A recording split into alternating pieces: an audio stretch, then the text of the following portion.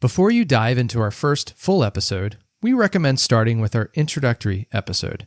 In it, you'll learn about the inspiration behind this podcast, get to know Chris and Adrian and their experience, and gain insights into our target audience. It's the perfect preamble to enrich your listening experience. Thanks and enjoy. We're so busy. If we're so distracted, if we're not slowing down and actually getting silent enough to understand what our heart desires really are, how could we pursue them? How could we ever be fulfilled? Absolutely. Welcome to the Overflowing Life podcast, where we navigate the crossroads of modern leadership and authentic living. I'm your host, Chris Lagarde, leadership coach and team development expert. In this season, we dive into the high-speed, burnout-driven world of leadership, exploring how to navigate its intensity without sacrificing ourselves on the altar of success. In this episode, we begin our season by asking the question, have we lost our souls to the hustle? And if so, how do we know? What does that feel like? And is it even possible to get it back? Enjoy. Welcome to the Overflowing Life podcast. I'm excited to get this season off the ground, and I'm here with my co-host, Adrian Fraser. How are you, Adrian? Hi, Chris. I'm doing great. Hi, everyone. All right. Well, so it's a big day. You and I have been talking about this topic for a while and the topics we're going to cover. So I'm really excited to kind of get this off the ground. So listen, this season is all about understanding, have we lost our souls to the modern world? And if so, what do we do about that? So, Adrian, have we lost our souls in the digitally fast-paced, dominated, crazy, distracted culture we live in today? You're starting with the $1 million question.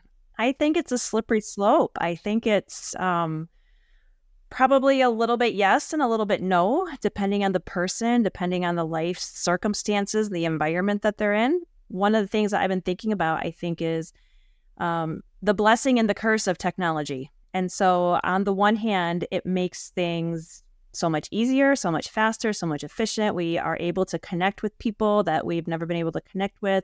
If I have popcorn brain and I just want to investigate 5 different things, I can just grab out my phone and figure it all out in 5 minutes. But at the same time, it's a huge distraction too. And how many times have we observed people who want to have conversations and one person is on their phone, or we're in meetings and somebody's texting? I think it can be really disheartening when we are constantly tied to our technology. So are we losing our souls to technology? I think it's probably a little bit yes, but I also think that with some self-awareness and some guardrails, we could maybe reverse that. Yeah, I appreciate that perspective. As I was originally thinking about this topic, I've been observing for the last 3 or so years, maybe a little bit longer, as I've coached business owners, that there was something wrong. There was something that wasn't right. I don't know if it wasn't wrong, but it wasn't right. That my clients were constantly coming back to me and they're coming to the calls stressed out, frazzled, like they couldn't catch up. They couldn't catch their breath.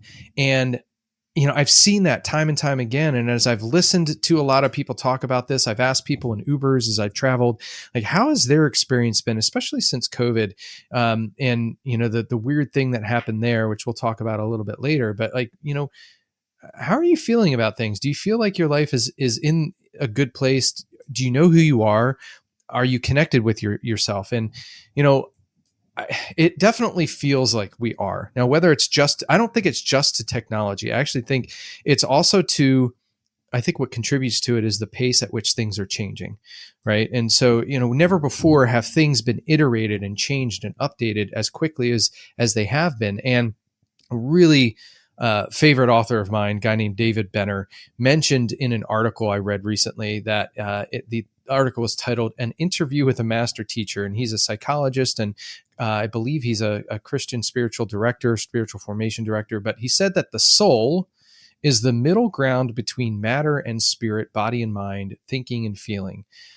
The soul is our capacity for self-reflection and self-knowing, and the soul stands as a bridge between the lower and higher realms of human personhood. And without the soul at the center, we'll always be less fully functioning human beings.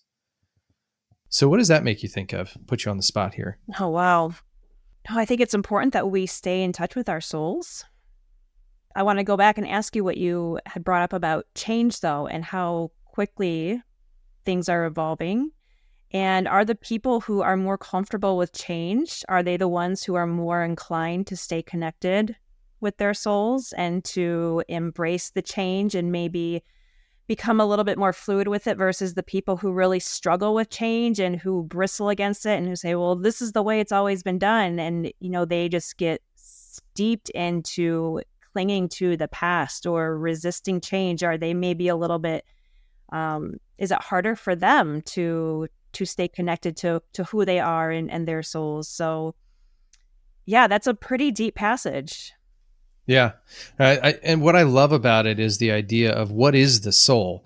I don't, even in religious circles, it's kind of hard to pinpoint exactly what is that, but I love how he defined it as the middle ground between matter and spirit. And it's our capacity for self-reflection and self-knowing.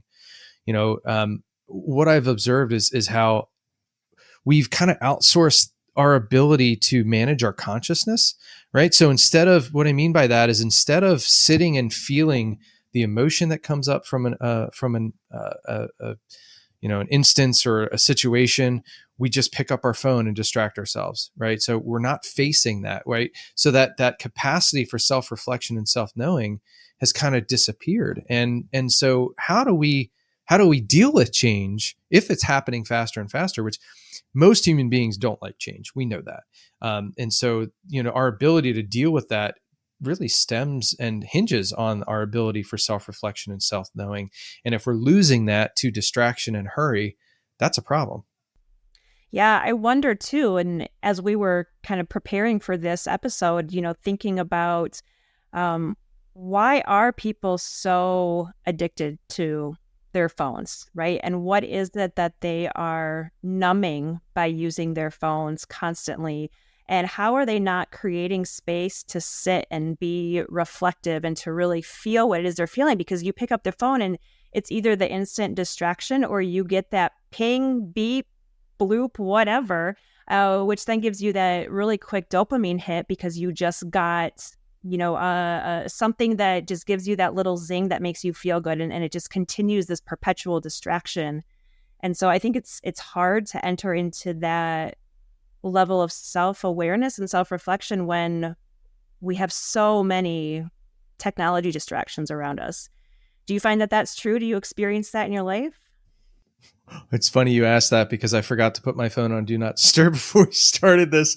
And I just got like this text message from somebody. So I'm like, Do Not Disturb, got to put it on. So of course I do. And, and it's, so what you had asked about, instead of sitting and being present, we're distracting ourselves. And that's nothing new, right? It's just the phone is new. The smartphone is new. And the fact that it's engineered to distract us and grab our attention is new. On purpose. We've been doing that. Yes, right. I know. I mean, there's plenty of documentaries out there that have shared that. And it's just, we used to do that with other things, whether it was always being busy, which we still do today. And so, that's just one aspect of this. And, Adrian, what I've found is that, in addition to the smartphone and that distraction and not being present to ourselves, it exacerbates an issue, especially for business owners and leaders where, there's a lot of fear there. There's a lot of pain associated with a lot of,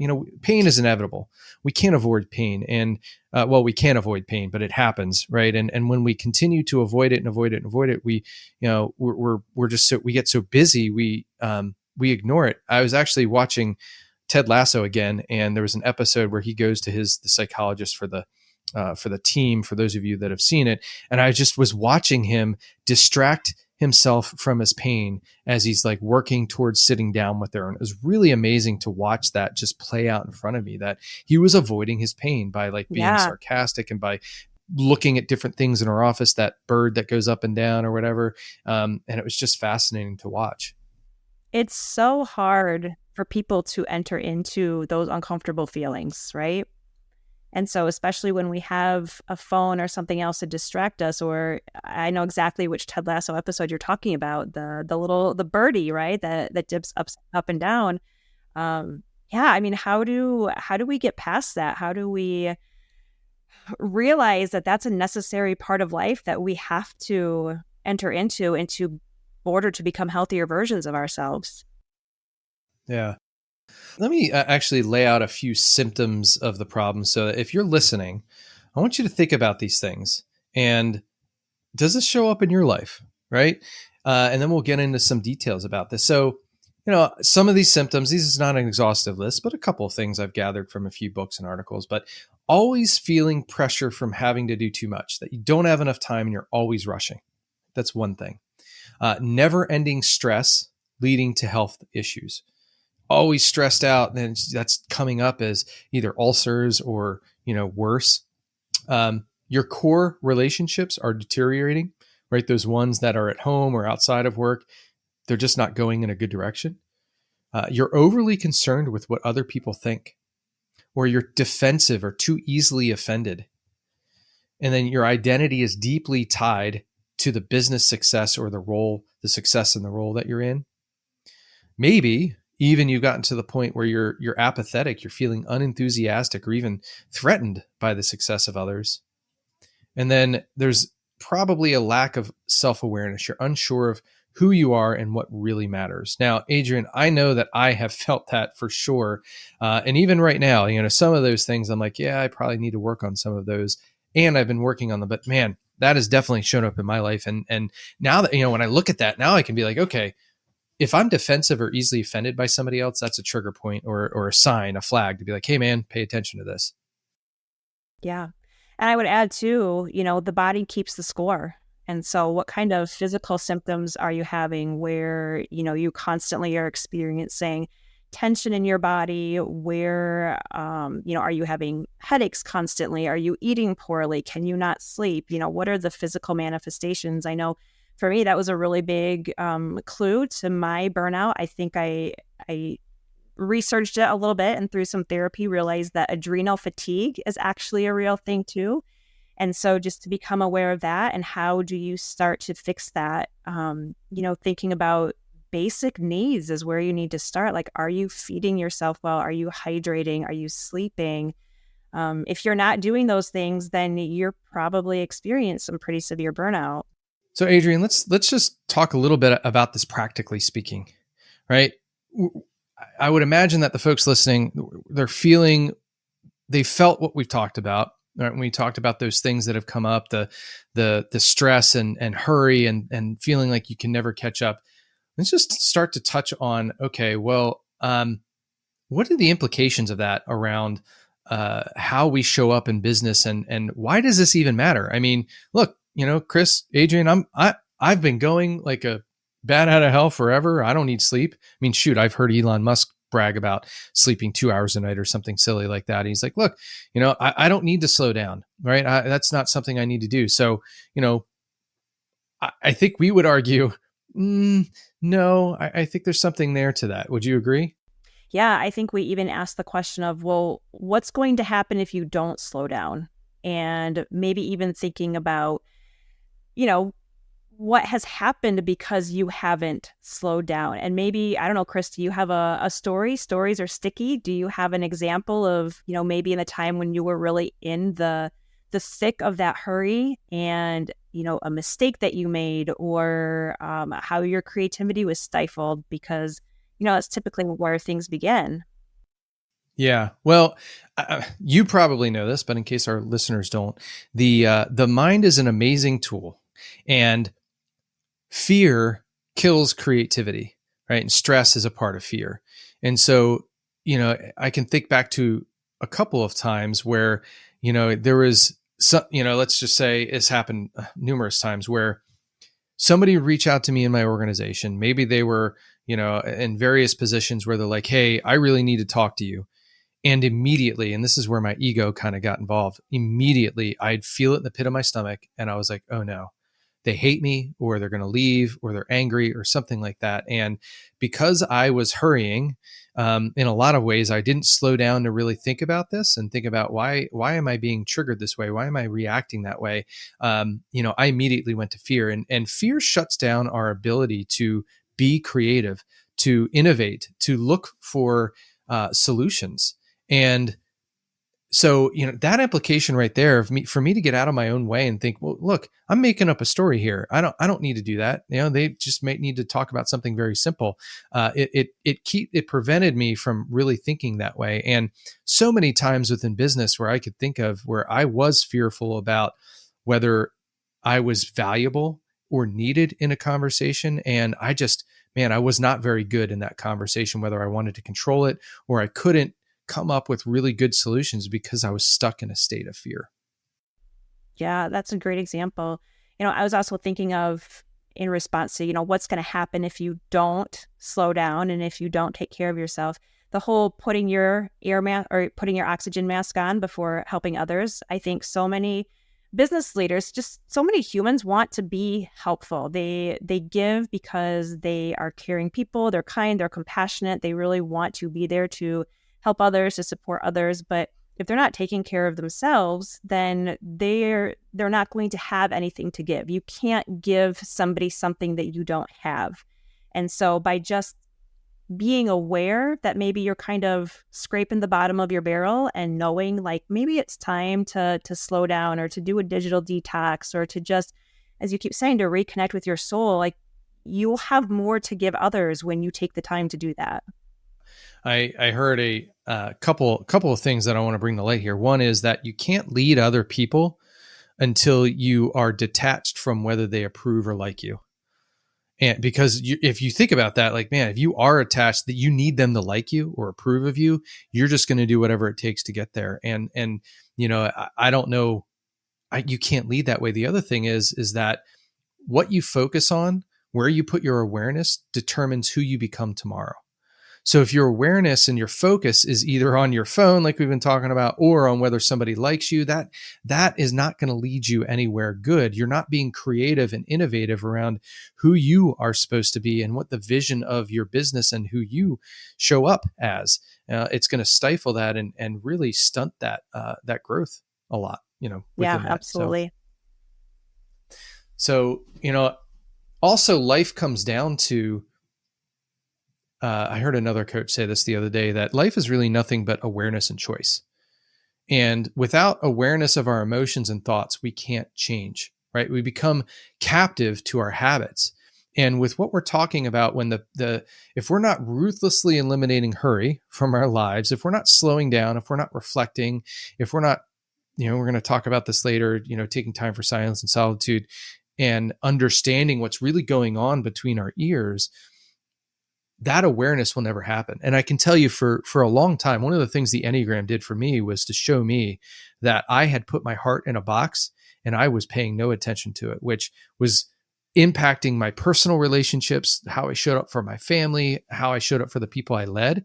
It was not good at all. And so, once I became aware of that, it's like, oh, okay, I can make some different choices. But man, I'll tell you, becoming aware of things, Adrian, I don't know what your experience has been, but it's almost like raising yourself from the dead, because how do you become aware of something you have no awareness of, right? In a lot of ways, I needed a coach. I needed somebody from outside of me to speak that into me. And we used a tool, called the Enneagram, called the IQ9 to bring that awareness to me. Without that, I would have had no awareness at all.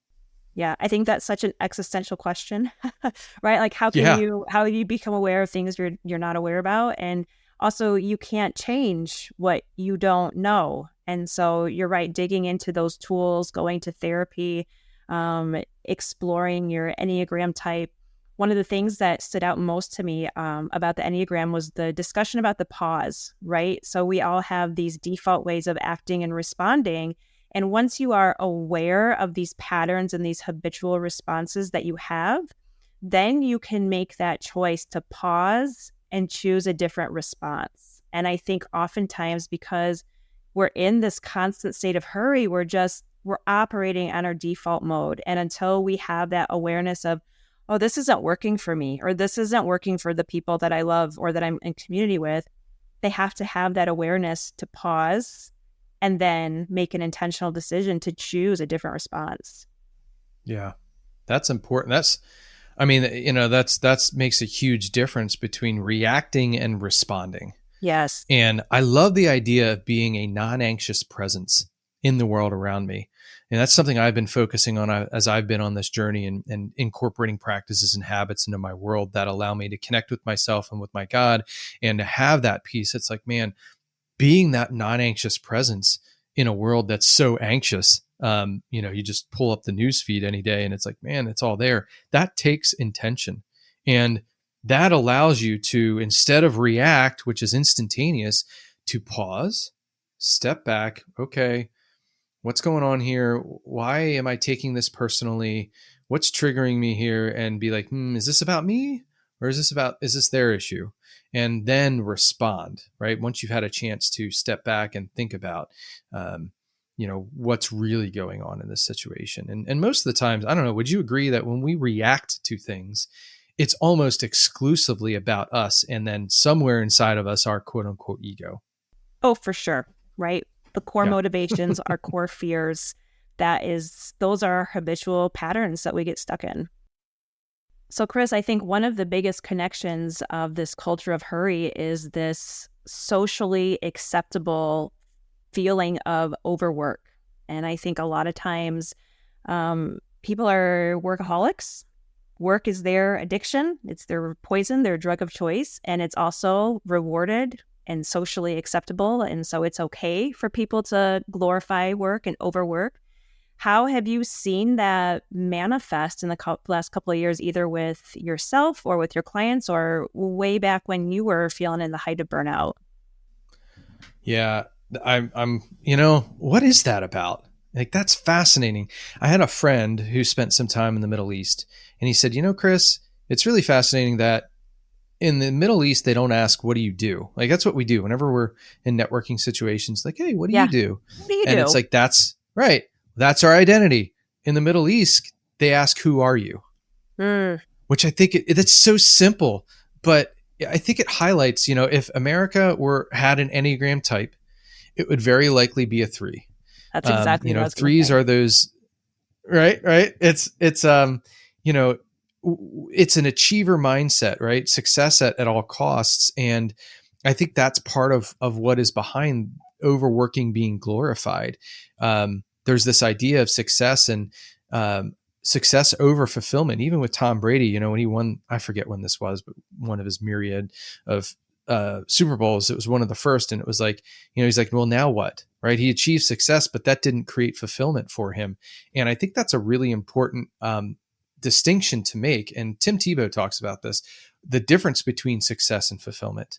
And success is an external thing. Somebody drew a line in the sand, or maybe you did, based on certain things. But then fulfillment is much more of an internal thing. Success can be future oriented, like I'm going to achieve or accomplish X in the future. But fulfillment is, again, it's an internal thing you can choose today. And that overworking, that over identifying with that, I think stems from the ego. And I'll define the ego as that part of us that is, there's this story we believe about ourselves from early on that, we want to satisfy certain needs, and chances are they don't serve, those needs don't serve us anymore, or going after them the way that we used to doesn't serve us anymore. And so I've coached plenty of business owners who just could not stop working. And what was behind it was very ego driven. And in some cases, what I mean by that is maybe their parents were at the core of that, saying like, they wanted to please them or make them proud. And they just couldn't, if they stopped working, it meant that they weren't any good. They weren't worthy of love for whatever reason, or they have to keep up with the Joneses. They have to fear of missing out or something along those lines. But it is a badge of honor to be busy, and it's not healthy. I've seen coaching clients who have literally put themselves in the hospital. You mentioned the body keeps score. And when we overwork, when we work too much to the point where it causes us stress, our body feels that. It's violent on our body and our hearts. And I've seen it literally put people in the hospital and even, cause serious, like strokes. It's caused some friends of mine, one specifically, like caused a stroke, and like, or it seems to have at least contributed to it. So, overworking is something we really got to dive into and understand what's going on there. Yeah. And I wonder too, how much of our identity is tied up in our work. And so we continue to overwork because we're constantly trying to prove ourselves. We're trying to prove our worth. I am what I do, right? Like that is the mindset of this, of what you and I are dubbing the Enneagram 3 America, that we are what we do. And it's going to take some work for us to pause, to slow down, to get self-reflective and kind of untangle ourselves from what we do. I personally, so where I work, I have 2 degrees from. I have spent my entire adult life at this institution. And for quite a while, that was my identity. And just in the past couple of years, I've really begun to consider, who am I outside of what I do? And who am I outside of this place that has been my home for over 20 years?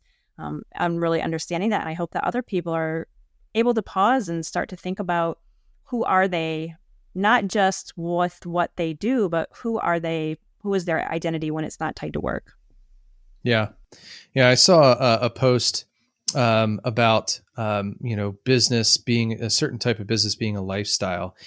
And it was talking about the entrepreneur and how, look, if you're going to own a business and be an entrepreneur, you got to be super passionate about it and be willing to take calls at certain hours and things like that. And, it was meant in good spirit. Right. So the post was, I understand what was being said, but I had to comment and say, well, you're right. And let's just be mindful that in an industry that this person was in, that is very given to overworking and being available to their clientele at all hours of the night. I'm like, look, let's just be careful and be clear. You have worth outside of your business, and you've got to understand that, right? And so the question comes to, well, can we live a fulfilled life and a busy life? Yes. And I think the answer busy and is fulfilled. Yeah. Yes, I think we can. I think it depends on how we define busy, and we've got to be careful. I think that fulfillment comes from, before I answer that, Adrienne, let me ask you, where do you think fulfillment comes from? I think fulfillment comes from really knowing yourself and knowing what makes you feel like you are thriving. When do you feel engaged? When do you feel joyful? And I think it's cultivating that into your life so that way you're not just being busy and having things drain you constantly. Because when you're being busy with things that are fulfilling and bringing you joy and it's filling your bucket, even though it might be busy, I think that's where that fulfillment comes. What about you? What do you think about that? I agree as well. Fulfillment comes from truly understanding yourself. And we're going to talk about this in the next episode, but the idea of surrender and letting go of control, and what are you trusting in? But when you understand whether it's, for me, it's my God, right? From a spiritual standpoint, I trust in a God outside of myself. And that's knowing that he's got me, he's got my back, and that I can let go of the control really allows me to understand who am I apart from what I am doing and just focus on being. And so when you understand those things and what your attachment maybe in an unhealthy way is to achievement, I think that you can get focused on what is truly matters. In fact, I was coaching one of my clients the other day, and we were talking about how there's a scripture about God gives you the desires of your heart. And I take that to mean he actually puts the desire in my heart. Not that I want a Ferrari, so he's going to give me a Ferrari. It's that, no, he puts that desire, whatever that is, in there. And if we're so busy, if we're so distracted, if we're not slowing down and actually getting silent enough to actually understand what our heart desires really are, how could we pursue them? How could we ever be fulfilled? And so I think that it's super important to understand what's at the center of our hearts and those desires. Yeah. If I can share a quick story about that. So last year when I was teaching a freshman seminar class, one of the first questions that I asked them on the first day of class was, what do you want? And a lot of them didn't know. A couple of them had lifelong aspirations of, why they were in college and the career that they wanted to pursue. Some of them were like, I want a 4.0, right? Something that's very immediate and short term. But I wonder how many working professionals, if we were to ask them, or even in your coaching conversations, what do you want? How many people have really stopped and reflected and listened long enough to be able to answer that? I will tell you, not many.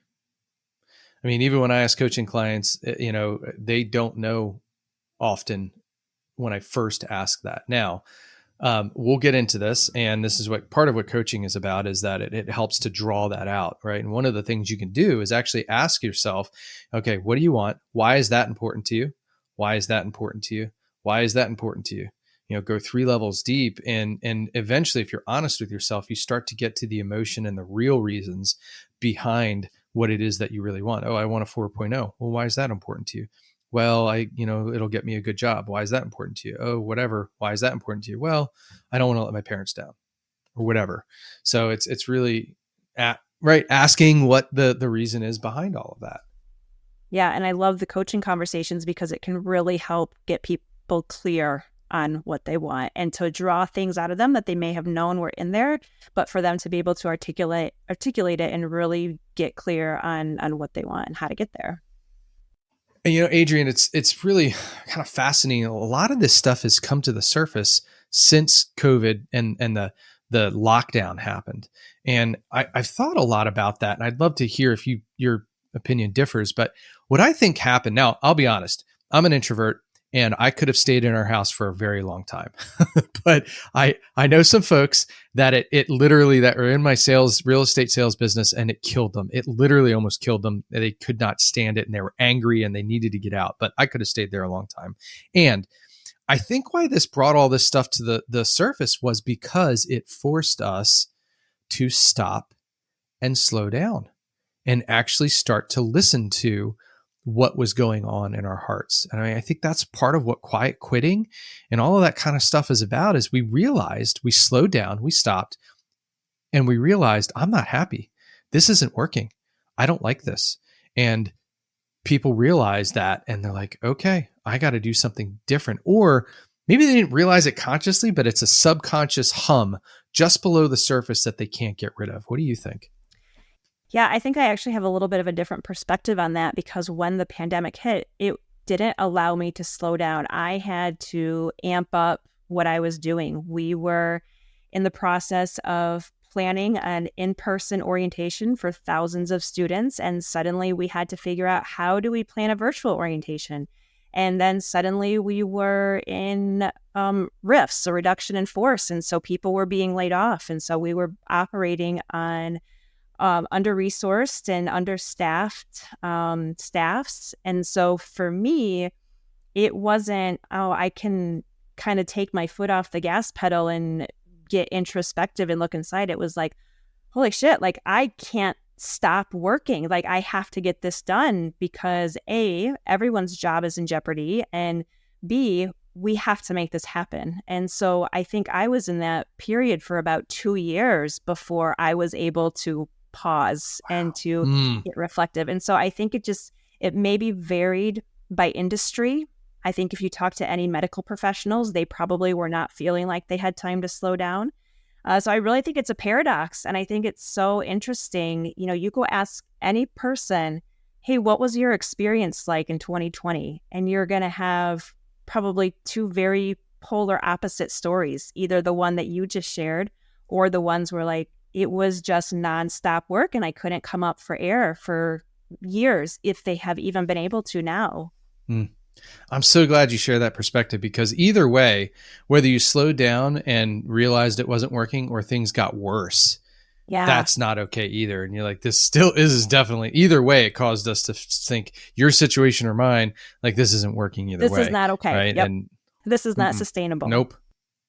No, absolutely not. So, as we think about what we've discussed today about the problem of losing our quote unquote soul with hurry and distraction and, overworking and all the things that go into this as an entrepreneur and leader and business owner, I just, want to encourage you to reflect on your own relationship with technology, the pace of life, and, what is your connection with the business? And so, if there were one or two points that you wanted to make sure that everybody paid attention to, Adrienne, what might that be today? Well, I think I really, within that, want to issue a challenge, because I recently read an article that said that nearly half of working Americans do not take their allocated or their allotted vacation days. And so when we think about everything that we talked about, being in this constant state of hurry, not necessarily knowing what it is that is fulfilling to us, not being able to compulsively check our phones, kind of want to marry those two together. And my challenge for our listeners would be schedule a vacation day and don't make any plans. And if that feels too scary, schedule maybe half a day. Choose 3 hours and don't make plans. You don't have to go on vacation, but take that time and just get quiet and think about what is fulfilling to you, and just create a little bit of space to intentionally invest in yourself and kind of go back to some of those self-care principles. I will echo that. I'm not going to put any other challenges out there to you all. I think that one is quite enough. And yeah, I would echo what Adrienne said. So with that said, our first episode's coming to a close. I just want to encourage you all to check out a few resources we're going to have on our website. And that's going to be, there's a hurry assessment. Hey, am I hurrying too much? What does that look like? What are some of the signs? And we're going to have an assessment to kind of figure that out and see where you're at. There's also going to be an exercise to figure out what your values are, understanding who you are and what are the top values that you have. There's going to be reflection questions, things like, hey, set aside 30 minutes and reflect on how hurry impacts your life, or, those things like setting your phone aside. So we'll have that all listed out on the website for you to check out. And so go there and visit that. And please let us know, what's your experience been with hurry and with the pace of life and workaholism and things like that. Is your business eating you up? How are you protecting yourself from that? And let us know what your questions are. We would absolutely love to field your questions. And like I said, at the end of the season, we're going to do a question and response. So if you audio record your question and send that to us, and also transcribe it to us in the email, it'd be super helpful. We would love to hear from you. Thank you so much for joining us. On our next episode, we're going to talk about the topic of surrender and how important surrender is as far as leadership goes and being an effective leader. And so, Adrienne, thanks for being here with me. And everybody else, thanks so much. We'll see you next time. Thanks, Chris. See you later. Bye.